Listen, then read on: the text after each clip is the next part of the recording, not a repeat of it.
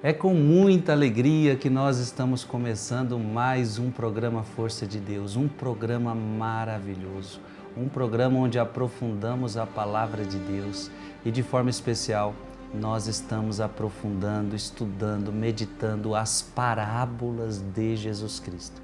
Gente, um programa onde vamos estudar, meditar cada parábola de Jesus Cristo. E agora nós estamos na parábola do semeador. Já começamos o estudo dessa parábola, então se você perdeu é preciso ver os programas anteriores.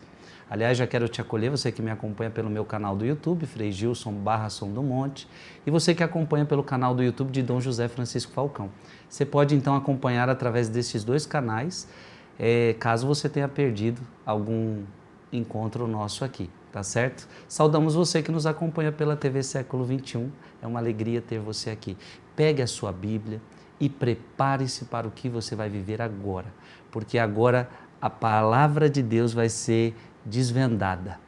Vai cair escamas dos seus olhos, o véu vai se abrir para você compreender com profundidade a Sagrada Escritura. Eu quero só te situar, porque nós estamos Eu quero que você já abra a sua Bíblia, nós estamos na parábola do semeador. Essa parábola que ela se encontra tanto em Mateus, quanto em Marcos e quanto em Lucas, tá? Mas eu quero agora com você ler no Evangelho de Jesus Cristo segundo São Marcos, no capítulo 13, versículo de 4 a 9. Então acompanha comigo aí, só para a gente se situar na parábola. Disse ele: um semeador saiu a semear, e semeando parte da semente caiu ao longo do caminho. Os pássaros vieram e a comeram. Outra parte caiu em solo pedregoso, onde não havia muita terra, e nasceu logo porque a terra era pouco profunda.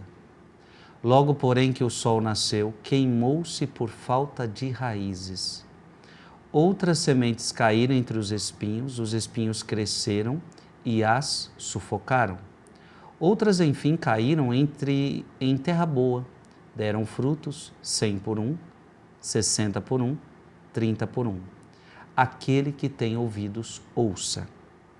Então está aqui a parábola do semeador, bem resumida para você, palavras de Jesus para nós. Nós já meditamos vários versículos. Programa passado meditamos capítulo 13, versículo 6. Hoje nós vamos meditar capítulo 13, versículo 7. Leia aí na sua Bíblia. Outras sementes caíram entre os espinhos cresceram e as sufocaram.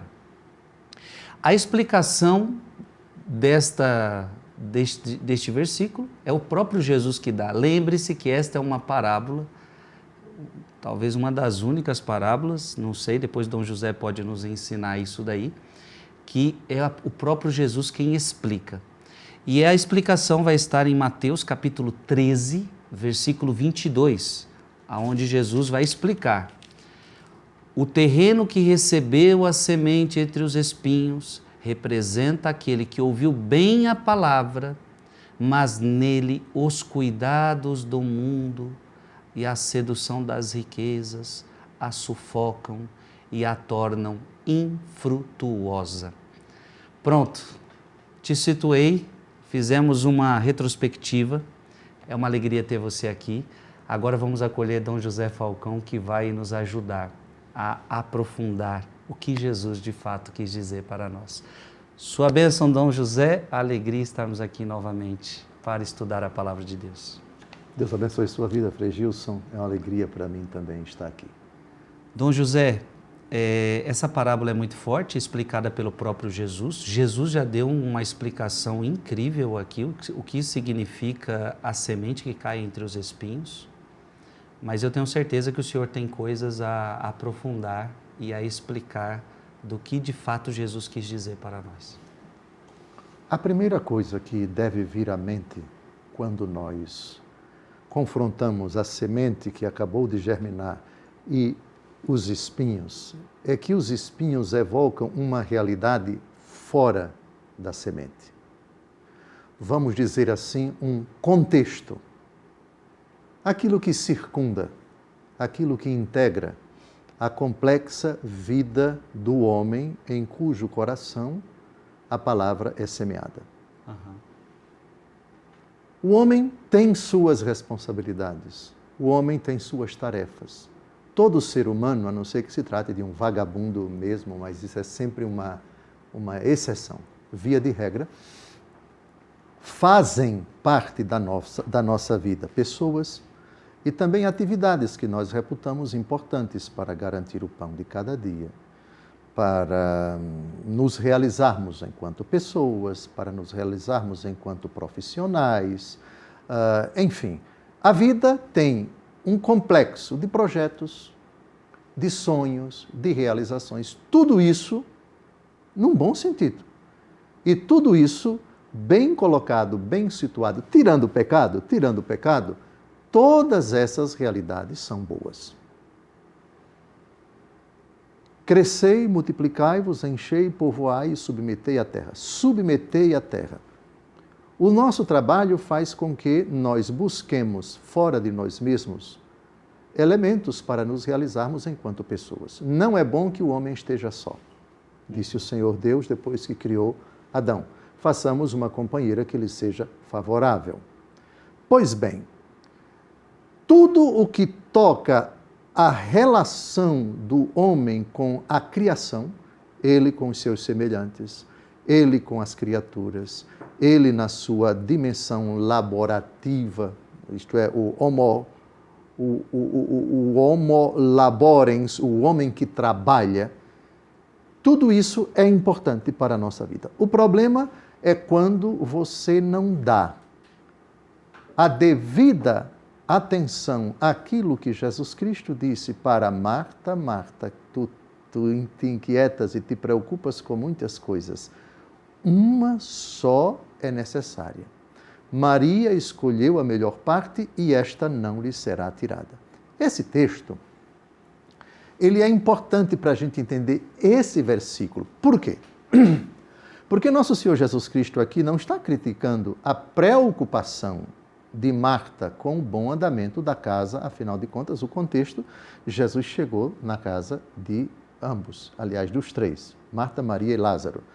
E toda mulher preocupada, toda mulher que recebe visitas tão ilustres como nosso Senhor, como os apóstolos, etc., as outras mulheres, são visitas ilustres. Qual é o dono da casa que não se preocupa em que tudo esteja a contento?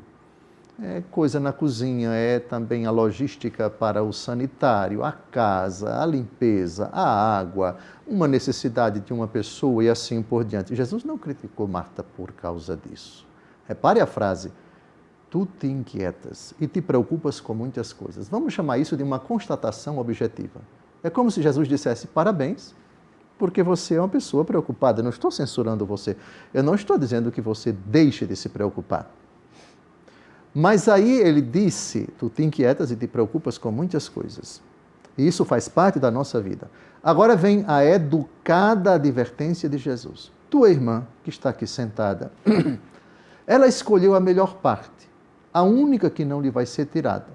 Uma só coisa é necessária, Marta. Todas essas coisas com as quais tu te preocupas, elas são importantes. À luz da fé, só uma é necessária.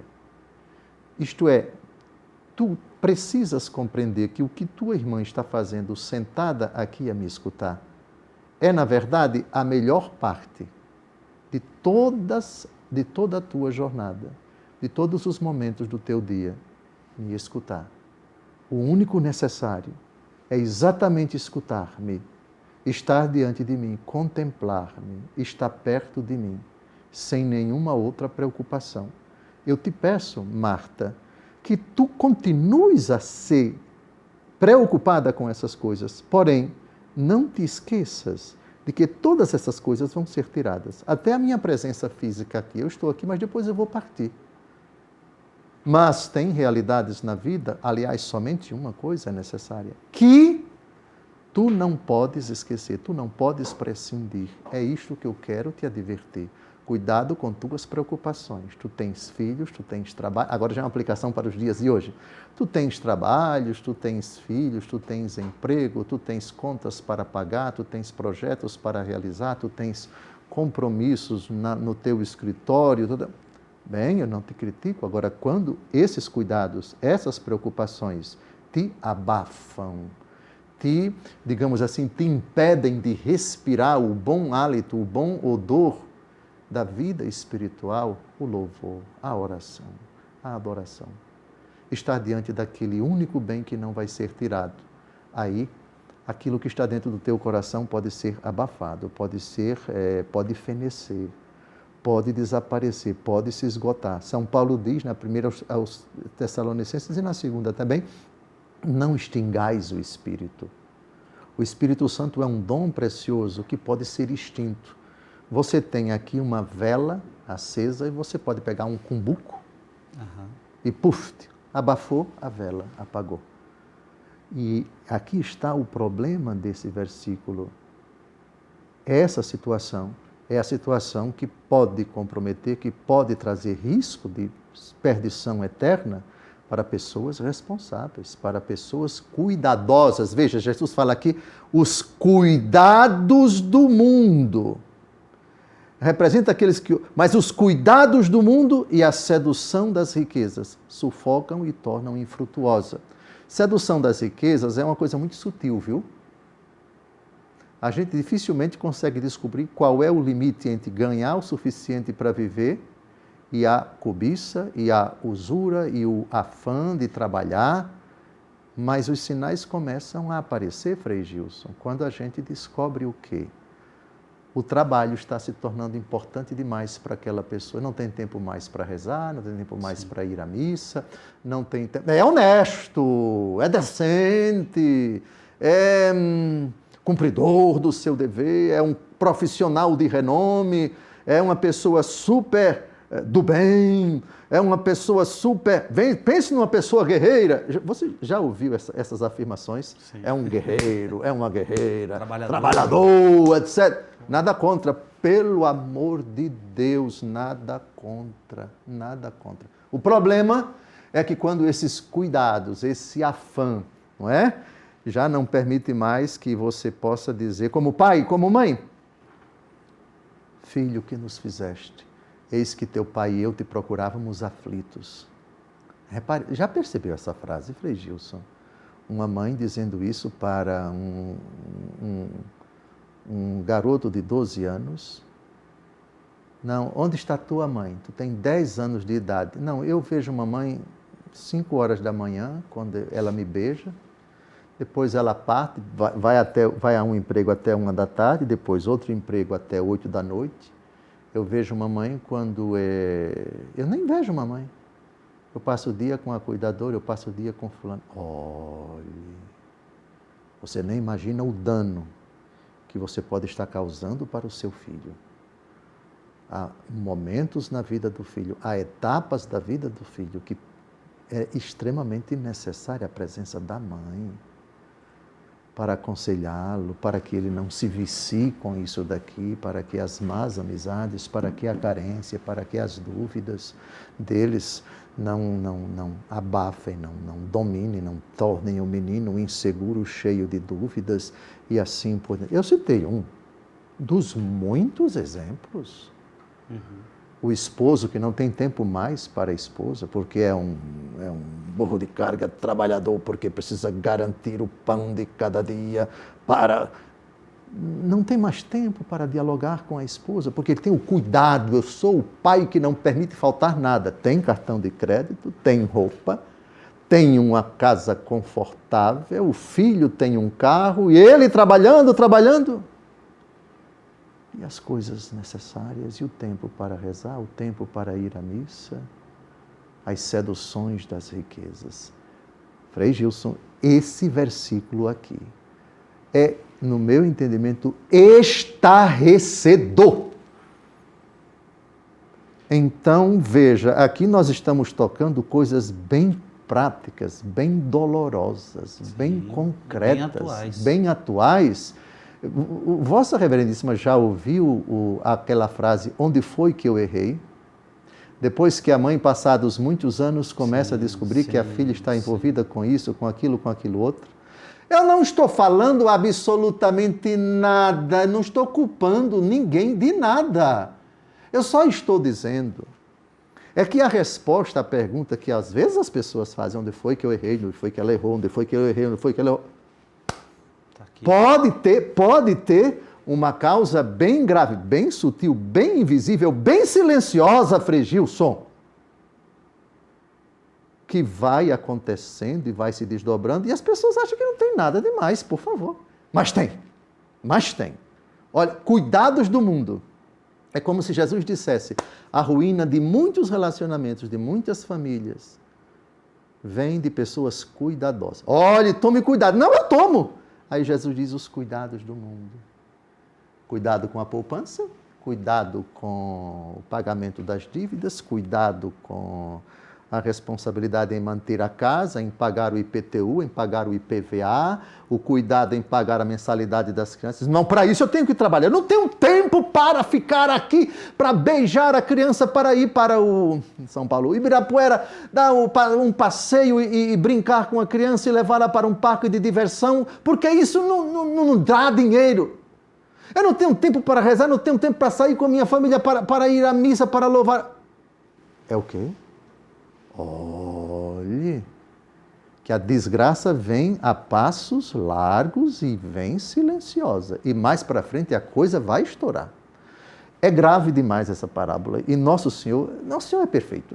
É exatamente isso. Dom José, então, o que ficou claro que esses cuidados do mundo,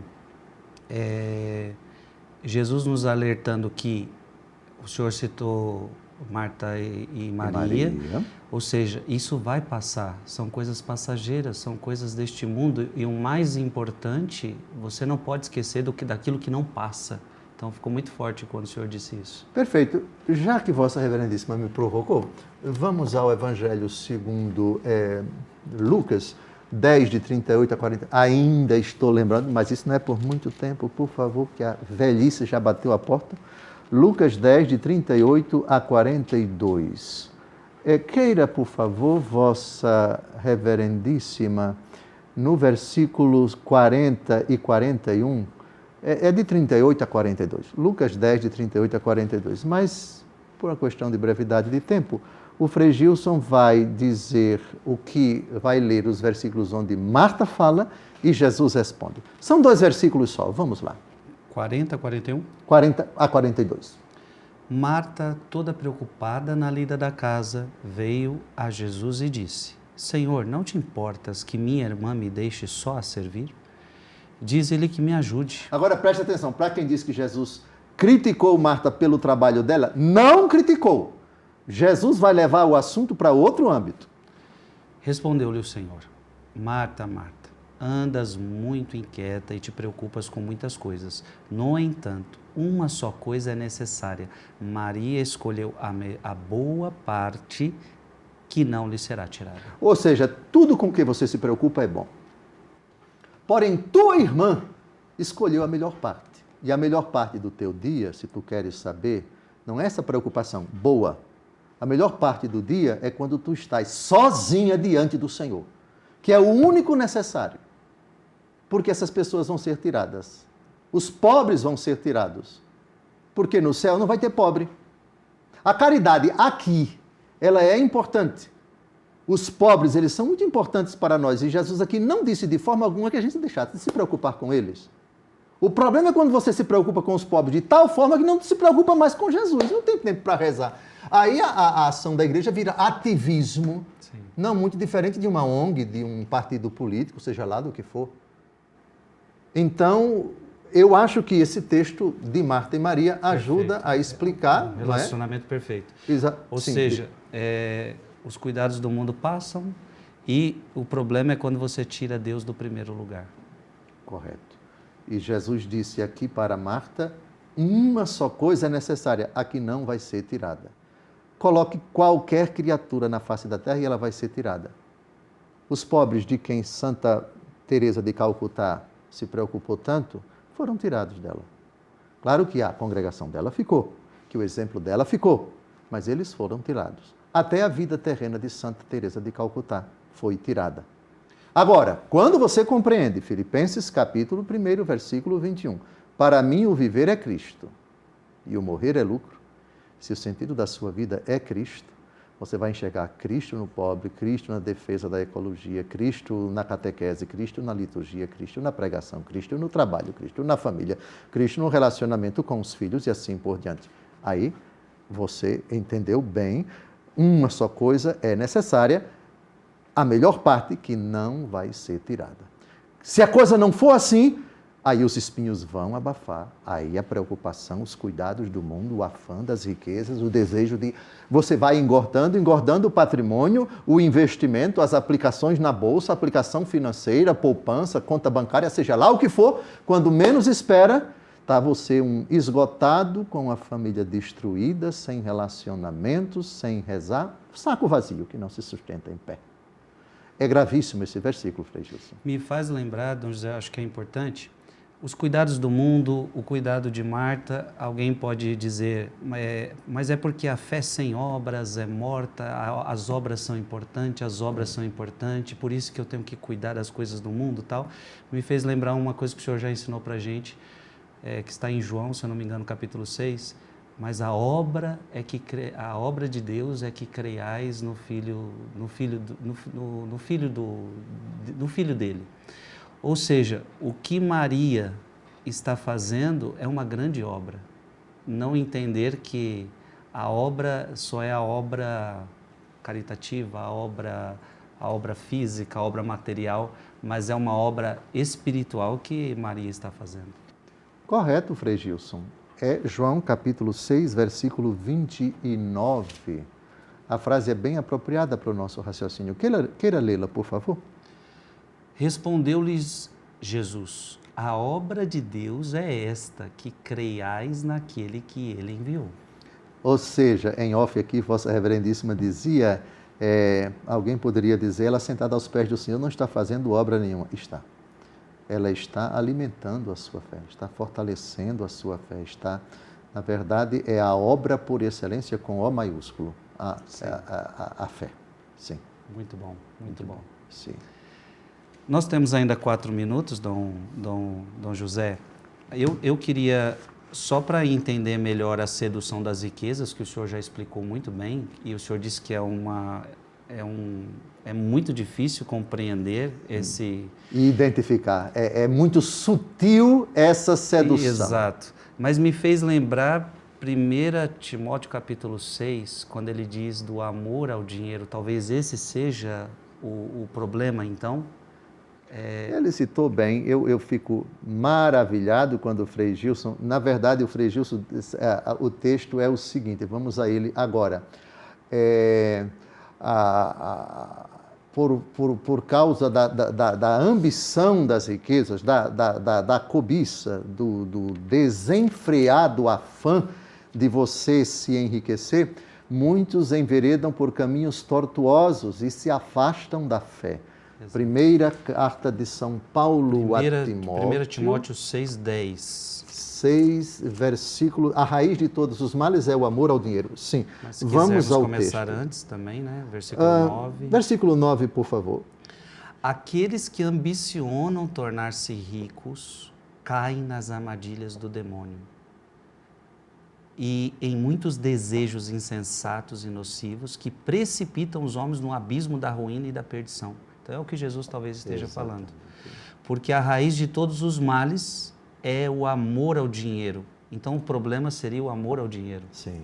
Acossados pela cobiça, alguns se desviaram da fé e se enredaram em muitas aflições. Veja, de fato, grave aí o versículo 8, leia, eu vou fazer um breve comentário ao versículo 8.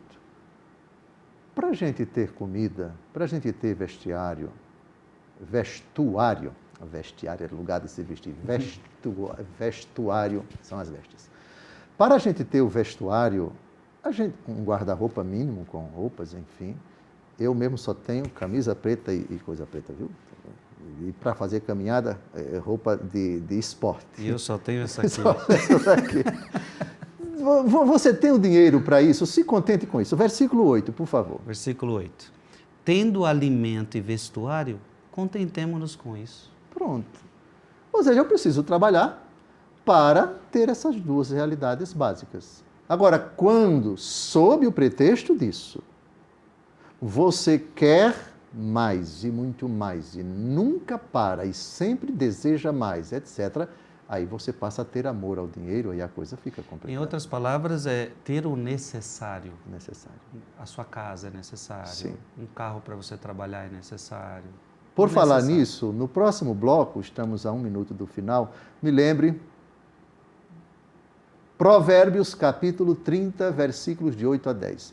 Se eu errar, a internação no hospital geriátrico, ele é que cuida, porque está chegando já a minha idade. Provérbios 30, de 8 a 10. Isto é, eu te peço, não me deis riqueza nem pobreza. Dá-me o pão que é necessário, para que não aconteça de um lado que eu, sendo rico, diga quem é Deus, e sendo pobre, eu venha blasfemar contra Deus, roubando. Mas disso vamos tratar no próximo bloco. Gente, o programa está maravilhoso. É uma parábola muito forte de Jesus Cristo e a gente está aprendendo uma coisa muito importante. A palavra de Deus não entra no seu coração se você tiver os cuidados com o mundo. Que significa se cuidar daquilo que é passageiro, tirar Deus do primeiro lugar e o amor às riquezas, o amor ao dinheiro. Então, um breve intervalo e a gente já retorna.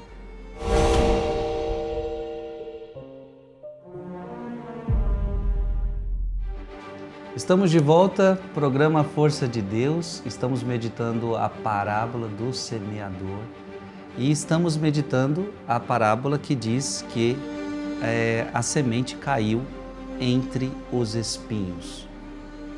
Mateus capítulo 13, versículo 22. O terreno que recebeu a semente entre os espinhos representa aquele que ouviu bem a palavra, mas nele os cuidados do mundo e a sedução das riquezas a sufocam e tornam infrutuosa. A gente já aprendeu muito bem, então, o que significa esses cuidados com o mundo e a sedução das riquezas. E terminamos o bloco anterior, Dom José nos trazendo Provérbios, capítulo 30, versículo de 8 a 10. Ficou de a gente ler e fazer as suas considerações sobre este versículo. Eu diria que o Provérbios capítulo 30, de 8 a 10, aliás, propõe até que a leitura seja a partir do versículo 7, de 7 a 10. Eu diria que é um bonito comentário sobre um dos pedidos do Pai Nosso, o pão nosso de cada dia nos dai hoje. A sobriedade, Jesus muito parcimonioso, nem pedindo o pão de depois de amanhã, nem da semana que vem, nem do ano que vem, porque isso traz um risco. Sim. E esse risco está aqui. Nem também que nos falte, mas o pão nosso de cada dia nos dai hoje. Isto é, do dia de hoje eu peço que o Senhor me dê hoje. O dia de amanhã eu vou pedir amanhã para o Senhor me dar somente amanhã, não para me dar depois de amanhã. Jesus é de uma sabedoria tremenda. Uma vida sóbria. Sobriedade, confiar na providência divina, né? Que não vai nos deixar, providência nos deixar faltar nada. Se, todavia, nós compreendemos que a providência divina não dispensa nosso esforço. Sim. O pão não vai faltar, mas você trata de arregaçar as mangas, trate de estudar para se formar, para ter um emprego. E você trata de arregaçar as mangas para garantir o pão de cada dia. Aquele que não quer trabalhar não deve comer. Também. A primeira aos Tessalonicenses, esses vagabundos que ficam passando o dia sem fazer nada, vão trabalhar. Jesus não disse isso com esse jeito alagoano, mas disse por meio do apóstolo Paulo, essencialmente essa é a mensagem. Então, vamos lá para ilustrar o texto, isto é, os cuidados do mundo, a sedução das riquezas que sufocam e tornam infrutuosa a palavra de Deus. Aqui, em Provérbios 30, de 7 a 10, nós temos algo simplesmente fantástico, em que o texto coloca risco em dois extremos. É arriscado do lado de cá e é arriscado do lado de lá. Não me dê coisas arriscadas, me coloque aqui no meio. No meio, o quê? Escute só. Provérbios 30, de 7 a 10. Eu te peço duas coisas. Não me negues antes de minha morte. Afasta de mim falsidade e mentira. Não me des nem pobreza, nem riqueza. Concede-me o pão que me é necessário. Para que, saciado, eu não te renegue. E não diga, quem é o Senhor? Ou que, pobre, eu não roube e não profane o nome do meu Deus. Veja que sabedoria. Eu não peço ao Senhor pobreza. Não é para pedir pobreza a Deus. Bem-aventurados os pobres em espírito, porque deles é o reino dos céus. Pobreza material, não. O cristão não pode pedir pobreza. Ah, então ele pode pedir riqueza? Não. Nem pobreza, nem riqueza. Apenas o pão que me é necessário. Qual foi o pedido do Pai Nosso? Qual é o pedido do Pai Nosso que contém exatamente Provérbios capítulo 30, versículo 7, 8? O pão nosso de cada dia nos dai hoje. Por que eu não posso pedir pobreza? Porque isso é arriscado. O texto explicou. Por que eu não posso pedir riqueza? Porque é arriscado. E o texto explicou. Só para tirar então uma dúvida das pessoas, Dom José, para os nossos irmãos que são ricos, certo. Então seria uma consequência natural da vida a sua riqueza. Ou seja, muitas pessoas são ricas e usufruem bem do seu dinheiro e trabalham honestamente e ajudam muitas pessoas. E ser rico não é um pecado. Jesus nunca condenou a riqueza, ser rico como um pecado. Então, como fazer ela entender essa realidade? A pergunta foi muito oportuna, Frei Gilson. A riqueza nunca foi tida na Bíblia como um mal em si. Sim. Abraão era um homem rico. Sim. Muito rico. Jó era um homem rico. As mulheres que seguiam Nosso Senhor, Lucas capítulo 8, versículos de 1 a 3, eram mulheres que mantinham, que sustentavam financeiramente Jesus e o grupo dos apóstolos com suas posses. Sim. E Jesus diz, muitas mulheres, Joana, mulher de Cusa, procurador de Herodes, rica. Maria Madalena e muitas outras mulheres. José de Arimateia, rico. José de Arimateia, em cujo túmulo Jesus foi sepultado, sem dúvida alguma, sim. Então, o que Jesus condenou, na verdade, o que evidenciou, o problema do jovem rico que observava todos os mandamentos do Senhor desde a sua juventude, como ele mesmo diz em Mateus capítulo 19, que foi embora triste porque era muito rico. O problema não estava na riqueza dele, ele era escravo daquilo que ele possuía. Esse texto que eu vou citar agora, Salmo 62, Salmo 61 ou 62, dependendo se é o texto hebraico ou é o texto dos 70, no versículo 11, nós temos aqui, de fato, aquilo que ele, o jovem rico, não observou. E esse texto ajuda a gente a entender que não necessariamente você precisa se desfazer de tudo aquilo que você possui para entrar no reino dos céus. Daqui a pouco a gente vai falar de Zaqueu, que Zaqueu era uma pessoa muito rica, porém com um probleminha. A riqueza dele foi obtida de uma forma ilícita. Porém, arrependido, ele não se desfez de tudo. Vou dar metade dos meus bens aos pobres, e se defraudei alguém, vou restituir 4 vezes mais. Zaqueu não ficou pobre. Zaqueu continuou rico, meio rico. Meio rico. E Jesus disse, hoje a salvação entrou nesta casa. O que Jesus exigiu do jovem rico, Jesus não exigiu de Zaqueu. Por que Jesus não exigiu de Zaqueu? Porque Zaqueu se desprendeu. Salmo 61, versículo 11. Crescendo vossas riquezas, não prendais nela os vossos corações. Veja, o jovem rico estava preso. Esse é o problema. Então. Esse é o problema. Problema que Zaqueu não tinha. Vou dar metade dos meus bens aos pobres. Metade. Ele se desprendeu. Amém? Sim. E se defraudei alguém, vou restituir 4 vezes mais. Então, Zaqueu tinha o que o jovem rico não tinha. Zaqueu se desprendeu. Se crescerdes vossas posses, a elas não prendais os vossos corações. O problema não é a riqueza.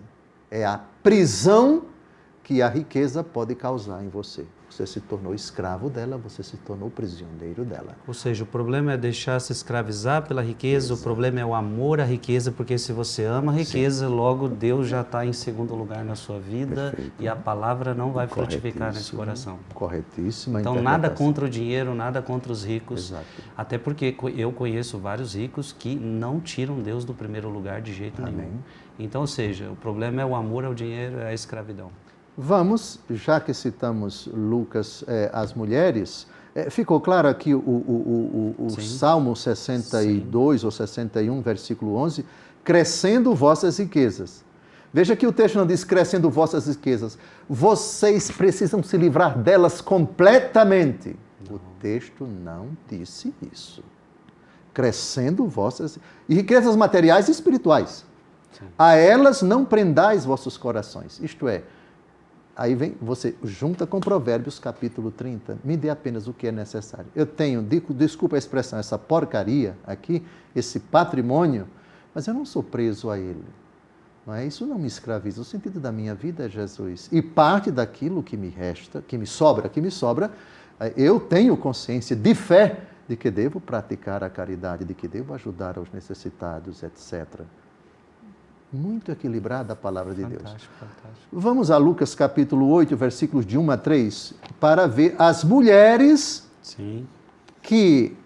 a quem Jesus não pediu, Lucas 8, de 1 a 3, a quem Jesus não pediu para vender tudo o que tem. Jesus pediu ao jovem rico para vender, aí nós temos a diferença entre mandamento e conselho evangélico. O conselho. Jesus fala dos mandamentos, mandamento é uma coisa, conselho é outra. Jesus não colocou em nenhum dos mandamentos, seja pobre. Não. Jesus, nos 10 mandamentos da lei de Deus, que ele disse, eu não vim abolir a lei dos profetas. E você, jovem rico, que está me perguntando o que fazer para ganhar a vida eterna, eu estou dizendo a você, cumpra os mandamentos. Ah, mas tudo isso eu tenho observado desde a minha juventude. Tá bem, eu falei dos mandamentos, agora eu vou dar um conselho a você. Ok? Então, venda tudo que você tem. O problema está na riqueza dele? Não. O problema está na prisão. Salmo 61, versículo 11. Você está preso, você está escravo. Jesus viu isso nele, né? Jesus enxergou nele. Essa prisão. Exatamente. Coisa que ele não pediu para essas mulheres. Sim. Por quê? Ele não pediu? Porque o problema delas não era esse. Elas eram desprendidas. É possível que você tenha o seu patrimônio e seja desprendido. Até porque, se você não tem patrimônio nenhum, como é que você vai praticar a caridade se você não tem nada? Para você praticar a caridade, você tem que ter alguma coisa sua para dar para os outros. Uhum. Pois bem, então vamos ver o que as mulheres a quem Jesus não pediu isso. E a prova está aí. Elas ajudavam Jesus, os apóstolos, o grupo que acompanhava Nosso Senhor com suas posses. E mulheres abastadas. Maria Madalena, uma delas. E Joana, procuradora, esposa de Cusa, procurador de Herodes. Veja, o Herodes que contribuiu para matar Jesus, tinha um homem muito importante do lado dele, procurador. Todos nós sabemos o que é procurador.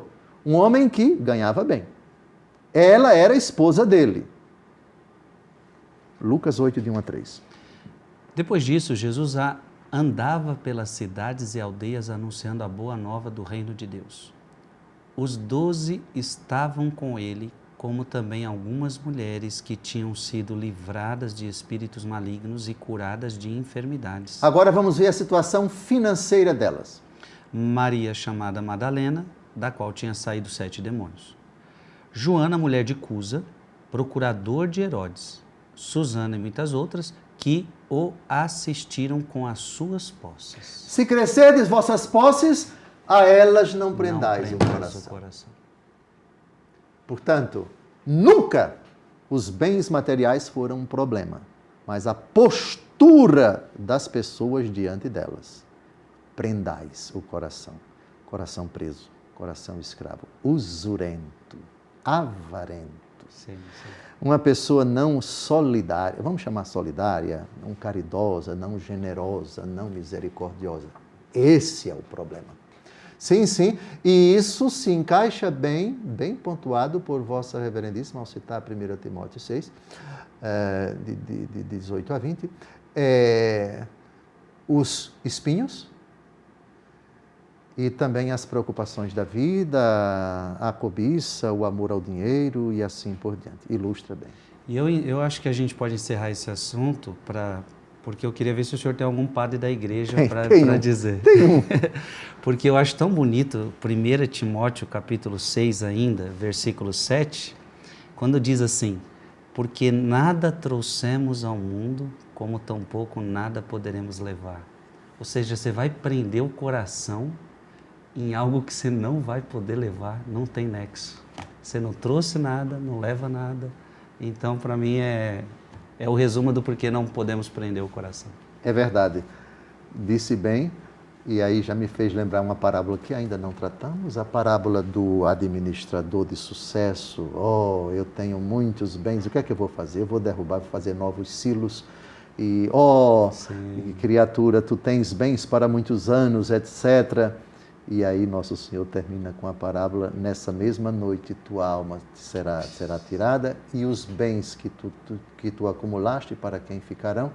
E o arremate me parece que assim acontece para aqueles que têm muitos bens e não são ricos para Deus. Nossa. É uma parábola terrível. Olha que interessante, não são ricos para Deus. Não são ricos para Deus, exatamente. Bem pontuado, Frei Gilson. E aqui a gente já passaria para o Pseudo Crisóstomo, um autor anônimo do século V. Ele escreveu, já foi citado várias vezes aqui, a sua obra incompleta sobre o Evangelho segundo Mateus. O texto é bem sugestivo. A preocupação pelas riquezas não te permite ir à igreja para escutar as Escrituras e as tradições dos doutores, para que alimentem a palavra que recebeste.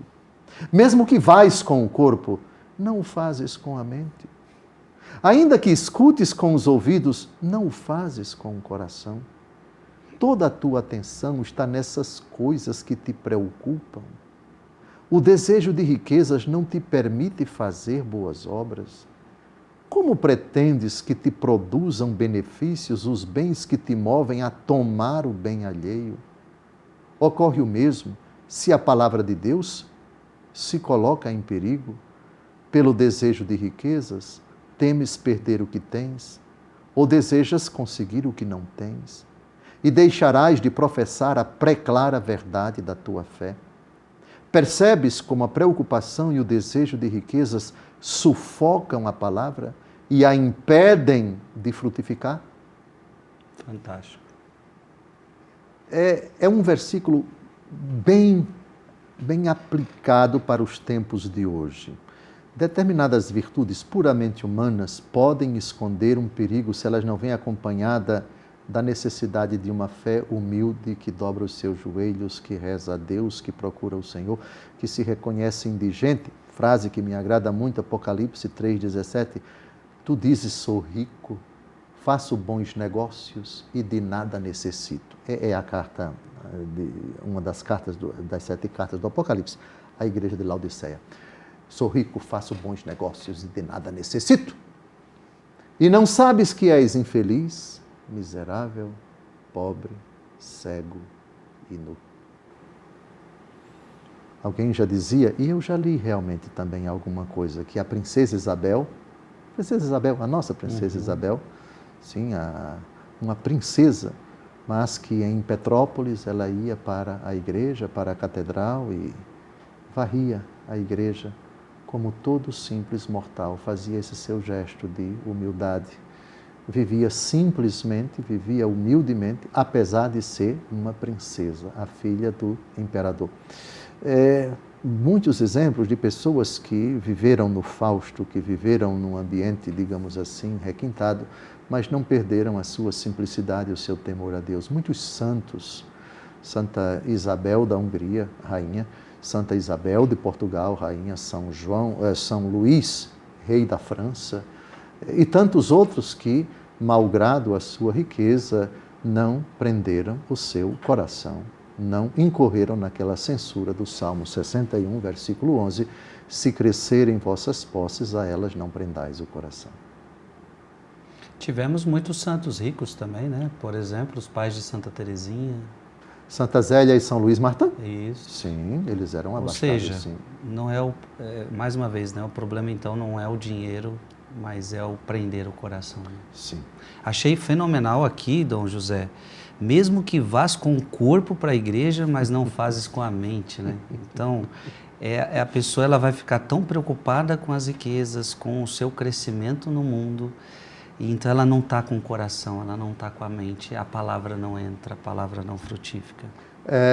Sobre isso tem uma história muito curiosa, terrível, de uma pessoa apegada aos seus bens. Conta-se que esse homem usurento, que sempre procurou adquirir coisas e fazia muita questão de ter coleções de coisas preciosas, etc. Então ele estava se ultimando e aí ele chegou para o bisneto dele, que estava já ali pertinho. Ele disse, vem cá, meu bisneto. Ele já se ultimando, muito materialista, muito apegado às coisas que ele tinha. E aí chegou e disse, meu neto, olhe, pega aquele relógio ali que está ali na prateleira. O bisneto foi lá e pegou. Ele olhou para o bisneto e eu já lhe contei essa história. Não. Pronto. Aí ele disse, olha, meu bisneto, ele já morrendo. Olhe, esse relógio foi o meu tataravô que passou para o meu trivô, que passou para o meu bisavô, que passou para o meu pai e que o meu pai passou para mim. Bisneto, vou fazer uma pergunta a você. Quer comprar? Desgraçado, morrendo. Mas vem uma resposta ótima. Nessa hora, quer comprar? Nessa hora, aí ele sentiu um cheiro gostoso vindo da cozinha. Certo? Vindo da cozinha.